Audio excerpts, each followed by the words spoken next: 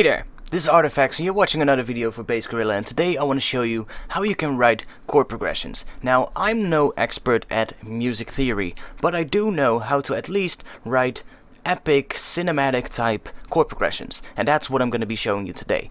Now, for a sound like this you need a pad or at least a patch for a synth that sounds like a pad. Now I'm using Omnisphere because that's a synth that I really like and has a really good amount of pads, and I just needed a good pad to demonstrate how you can write a chord progression like what you could hear in maybe some film music or stuff like that. So if you're like me and you like to use a lot of cinematic sounds in your tracks, then this is definitely something you wanna at least learn how to do. So I've got 16 bars right here, and let's just make a 16 bar chord progression. So the first thing to start off with is picking a root note. Now I'm gonna pick the key of F minor because that's a key I know, and I know which notes they are. So let me just bring up a piano real quick. So now we have a piano in here, and let's put this little clip here as well. And the F minor scale would be F, G, then we're gonna go up to A sharp, then we're gonna go G sharp, sorry, then we're gonna go up to A sharp, then we get C, then we get a C sharp, and then we get an E flat, which would be D sharp, and then we get a final F. So that's the entire scale, and if I play that, that's the scale that we're going to be working with.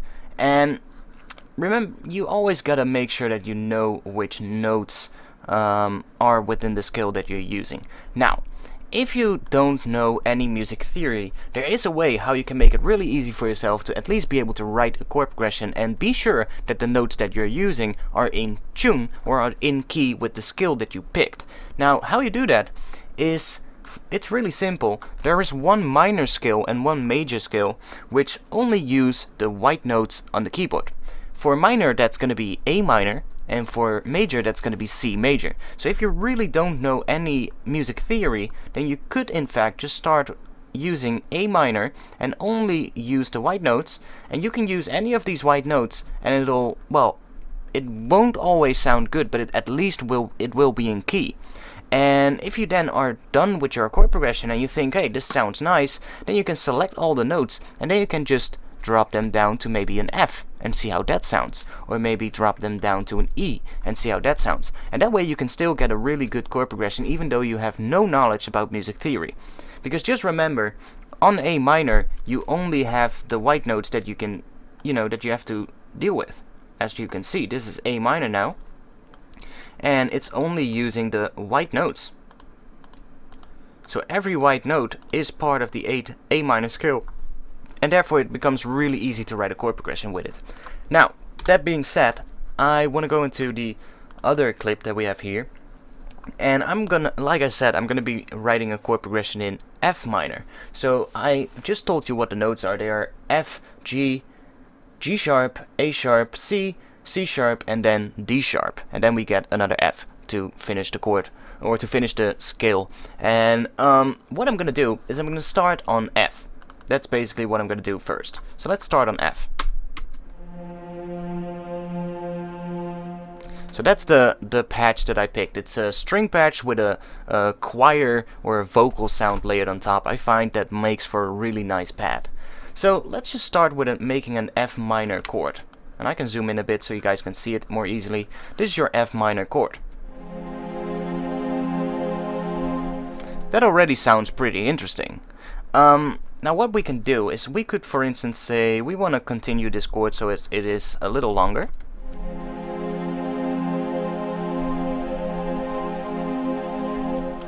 And now we want to go into another chord.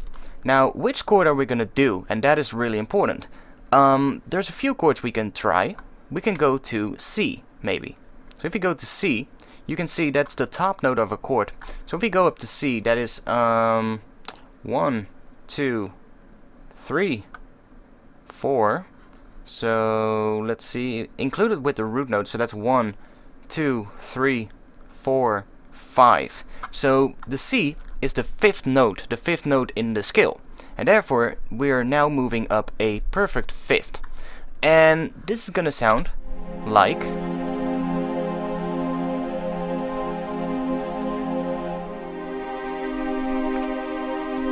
So that sounds good, but let's try dropping this down an octave and seeing how that sounds.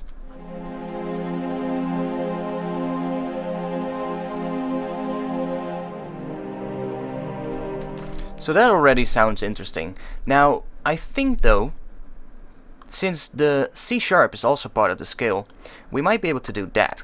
And you can now see that the E that we have here, that E is not part of the F minor scale. So what we should do is we should raise this one semitone to make this a major chord. And now you can see that the chord change we're doing is actually only a one note difference.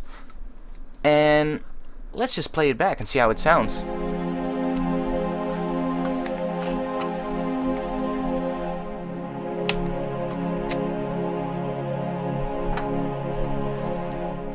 So that sounds really good. I think we can all agree on that. Now, let's try find another chord that works well with it. And I think that C minor could actually work after this one.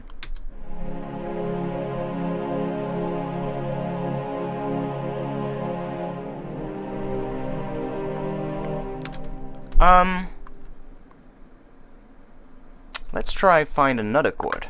I don't think the C minor works well. So we have D sharp. Now that would have to become a major chord as well to make it fit within the scale, because remember F sharp is not part of the F minor scale, but G is. So now we have D sharp major. So we can go from the C sharp major to a D sharp major.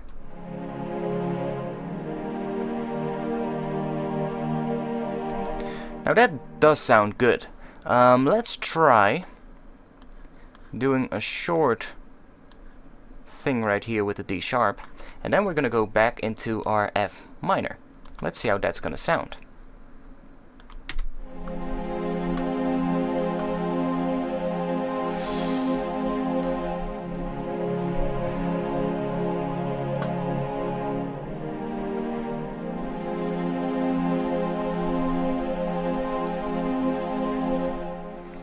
Now, the next thing I would do is maybe do... let's try something else. Let's do something like this. So we have two chords in this section that are both the same length. And I'm going to copy over these chords because I want to go back to that C sharp major. I think that sounds nice. But now instead, I'm going to go down to our C. And this is going to be a C minor because of the F minor scale. That D sharp is part of the F minor scale and the E isn't, so we should bring that down to a minor. Now we get a chord progression now that sounds like this.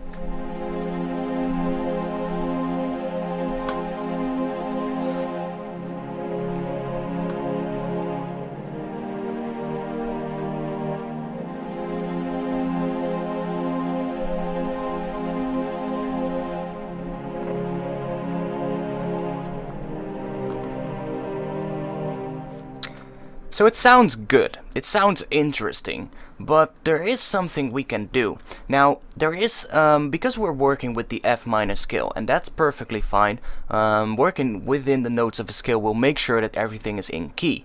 But music theory is not necessarily, they are, the things described in music theory isn't necessarily a rule that you should obey, like a lot of people think. A lot of people always think, I'm working in the F minor scale, I should stick to that scale at any moment in my chord progression, because otherwise it's gonna sound out of key or out of tune. Well, that's not necessarily the case, and you can use notes or chords that are outside of the scale, and it will still sound good, but you have to do it in a little bit of a particular way.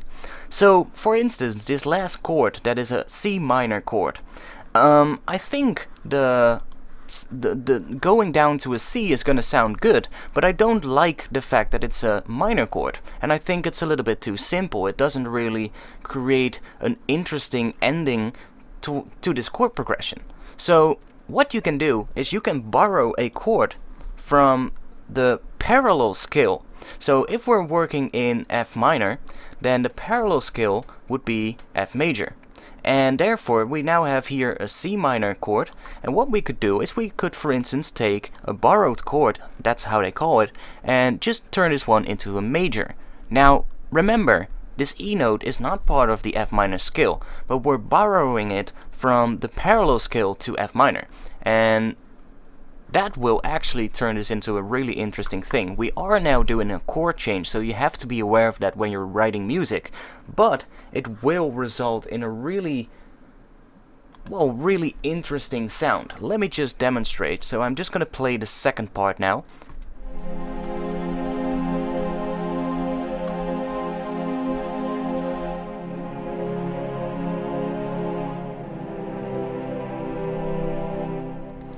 And you can hear that that really creates a cinematic sound. That is a technique used a lot in film music, and I think a lot more people should incorporate stuff like that in their music because it can make a huge change.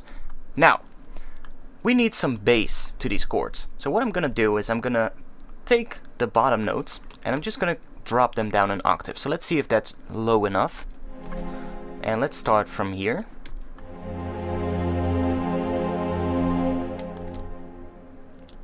And let's put this one on C sharp, and let's put this one on D sharp, and let's copy this, and then we're going to drop this one to C.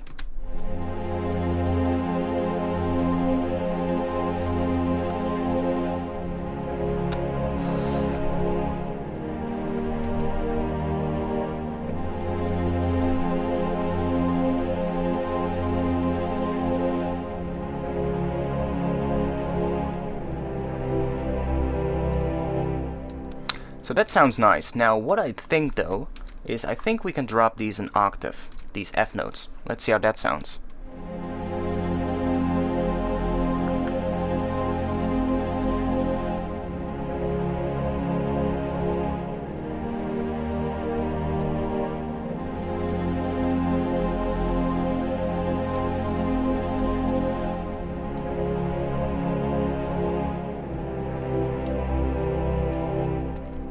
So that sounds like a really good chord progression, but we're still using really simple chords. We're simply using triad chords here, and they are pretty much basic chords. We're just using major, minor, and that's it. Now we can actually start inverting these chords, playing around with the voicings of the chord itself. Now what the voicing is, if we have the voicing right here is just a triad chord. So we have an F minor and it's just a regular F minor. But if we, for instance, bring the top note of this chord down, so we now have a different looking chord. It is actually still an F minor chord though. It's just an inversion of the F minor chord, and it will sound slightly different.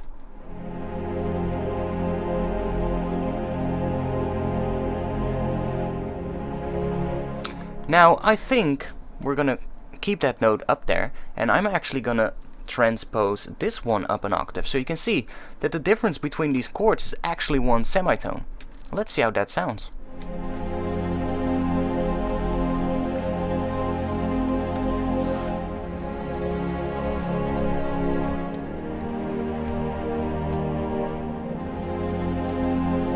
So I really like that.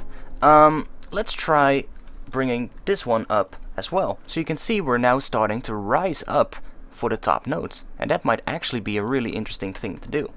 Now you can see that we're ending on D sharp, and the next note of the scale going upwards, so we're gonna keep on going upwards.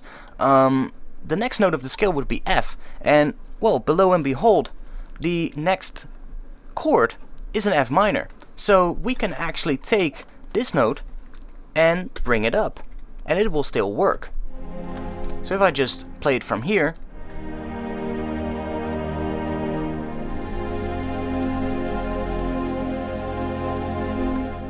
and let's bring these two up as well.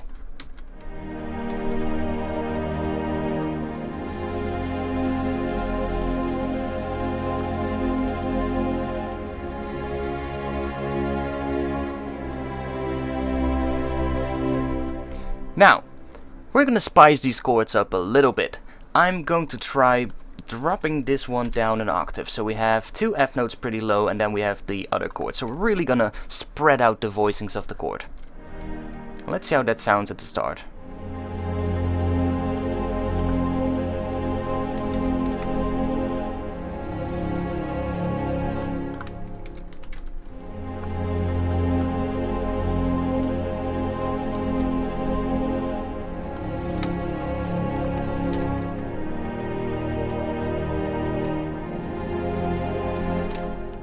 And let's add our F note here as well.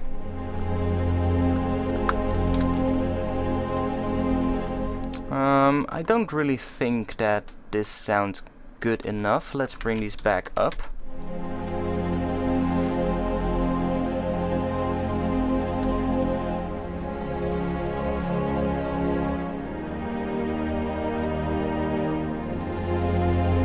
So you can see we're now getting a 4-note chord here, so I've just basically put that F note back here, even though we also have the F up top there. I think that just changes it up ever so slightly. It just makes it sound a little bit more interesting. And I'm going to do the same thing here, so I'm going to drop that C there. And then we're going to go to... oh wait, we should make this one C sharp, and this one should be C. And I like what is happening here in the end. I like that it goes up again. But I want to add another note here, so let's add an A sharp, or no, let's add a G sharp, which is part of the F minor chord, so that should fit well right here.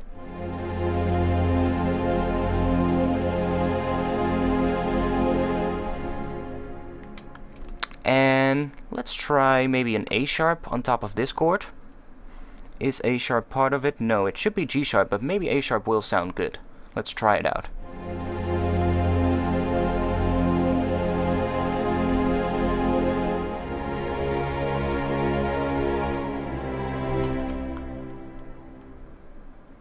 And maybe let's try a B, because we're moving to... we should do a C then. Yeah, let's do a C there. And we have E, C. This looks pretty good. Let's try inverting these 2 notes. Might be cool to do.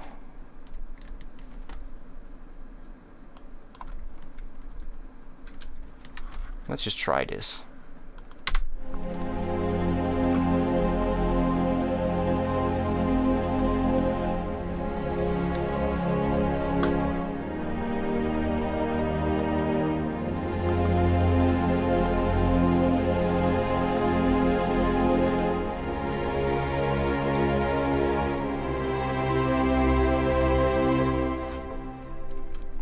Now, it sounds nice. I think that maybe if we do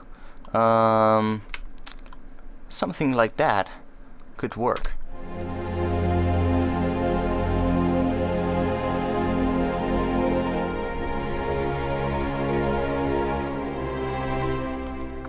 See, some of these notes are actually just continuing, so we might actually be able to do something like that. And same thing goes right here. We might be able to do that, because these notes are just continuing, and that will make the chord progression sound even more interesting.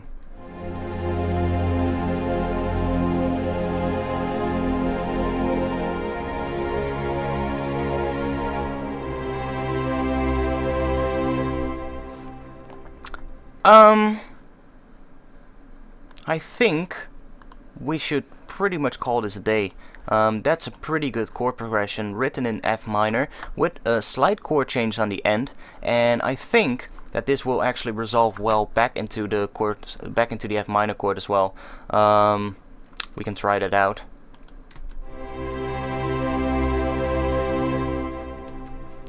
If we loop this, then we should be able to hear how it resolves back from that chord change back into the F minor.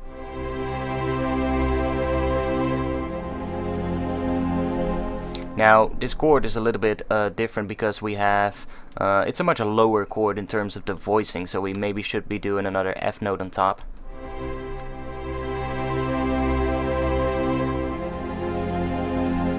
See, that just resolves perfectly fine back into F minor. So, yeah, there you have it. That's how I write epic or cinematic sounding chord progressions. Now, when I go and use this, I would probably have maybe a particular instrument playing just the bottom notes of these chords. So maybe have one instrument playing these notes, and then maybe have another instrument playing just the really simple chords. So the F minor, C sharp major, D sharp major, F minor, C sharp major, and then the C major, just playing the really simple versions of the chord. Then maybe have another pad or string kind of sounds that is just gonna play the top notes that we're doing here. Maybe just play that, which is gonna add an even more different kind of sound to the whole chord progression. And just make sure that not every instrument that is making up the full chord progression is playing the same notes, because that would be boring. Just remember that when you have multiple different instruments that are together creating a chord progression, you can have them playing different parts of the chords, and they will still together add up to that final chord progression, but it creates a much more interesting sound than when you would just select this chord progression, just paste it on every single one of the layers, And that's still something that a lot of people do, but I think when you take your time and really go in, then that's gonna make a huge change. Now, another change that you could do is you can go in here and play with the velocities of each single note, because changing the velocity so that they're not all the same will help make the chord progression sound more organic. Same thing goes for the timing of the notes. So you get, for instance, instead of having all these notes start exactly the same point, you could maybe say, I want them to be a little bit offset from each other so that they don't start at exactly the same position. Maybe we want the next note here to stop a little bit early, and maybe we want to have this chord start a little bit sooner, but only for the top note, and not have the bass note start any sooner. You can really play like that, and let notes overlap a little bit. Maybe make this one a bit shorter, make this one a bit longer. You can do stuff like that to really make your chord progression interesting and sound more natural.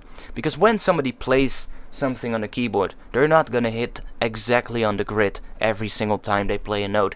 There's no way that you can do that. Even the best piano or keyboard players will not be able to hit exactly on the grid every single time. So there you have it. That's how you can create really interesting chord progressions, and yeah, I hope you like it.